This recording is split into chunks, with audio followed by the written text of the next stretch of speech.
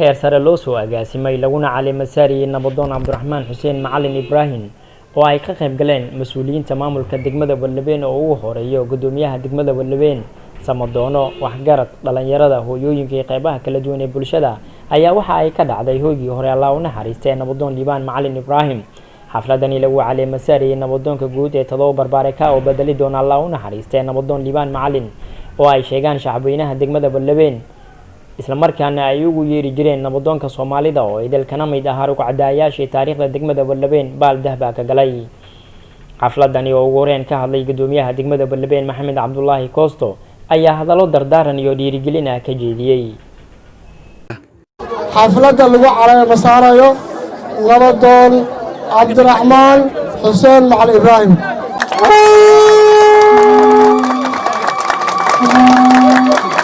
waxaa maanta farxad weyn ii ah oo in aan ka soo qayb galo xaflad ay ku caleema saarayaan beesha Barbaara ayagoo ku soo heshiiyey dhammaantoodii siday warqadda ku qoran ay ii keeneen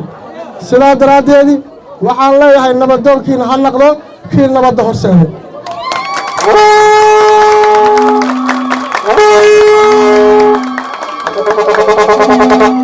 nabadoon xil weyn ayaa lagu saaray waxaad nabadoon u tahay ummadda Soomaaliyeed waxaan kaa rabnaa in aad noqoto oo ninka aad bedeshay sidii uu ahay aan wada ognahay nabadoon Wallaweyn maanta waxa ka dhacay waad og tahay waxaan kaa rabnaa inaad qayb ka noqotid nabad ku soo celinta deegaanka Wallaweyn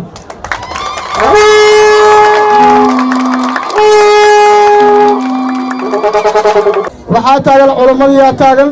akhyaartiyaa taagan hadda labada dhinac waxaan leeyahay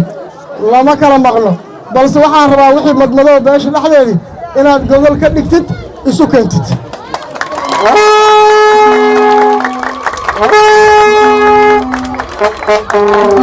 marka waxaan ku leeyahay mar koowaad mar labaad mar saddexaad nabadoonna soo dhowow beesha waa ku madaysantaasaan u malaynayo waxa dhinacyayga taagan waa dadkii muctarifka ahay ee heer Wallaweyn aqoonta ay u lahaayeen taasna meesha waxaad ka dareemi kartaa in gungaar laga gaaray la heshiiyey oo wax la isku raacsiyaa meesha la keenay sidaa daraaddeed warka inaan ku dheeraado ma rabo aniga waxaan la shaqaynayaa nabadoonkas la isku soo raaco oo beesha ay isku soo raacdo kale waxaa goobtaasi ka hadlay Suldaan Kaalmooy Samadoon Abuukar iyo sidoo kale Malaaq Cumar Daawud waxayna nabadoonka cusub kula dardaarmeen inuu waajibaadkiisa si wanaagsan u guto sidoo kalena uu buuxiyo nabadoon Liibaan Macalin Ibraahim booski uu ka baxay isla markaana uu yeesho sifaadkii uu lahaa waxa taariikh noo ah maanta oo beesha Barbaara beel ka mid ah in nabadoon ay adoogii naxariis janna Allah siiye oo meesha ka baxay qabrigiisa khayr Allah ka siiye ay ku bedelaysan Cabdi Xuseen ibn Macalin Ibraahim ah oo ku bedelayso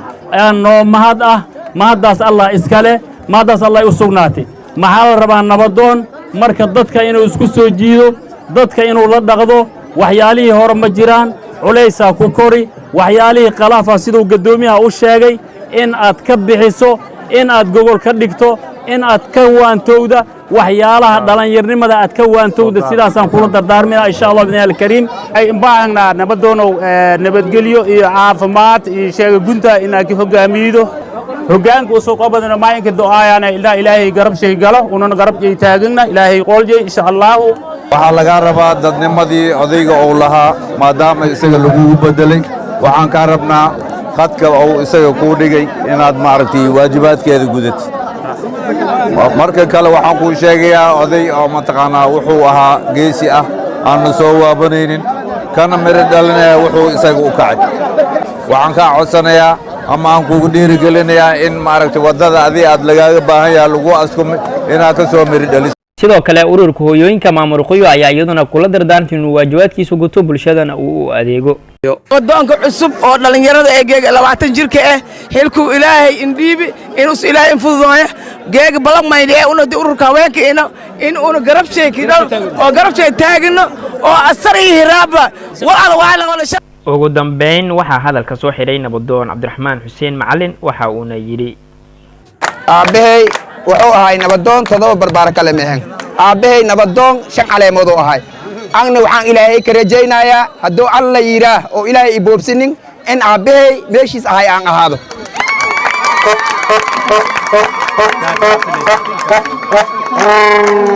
إن شاء الله حل كان هالليلة قاعدة شن عليه موامد شن عليه موامد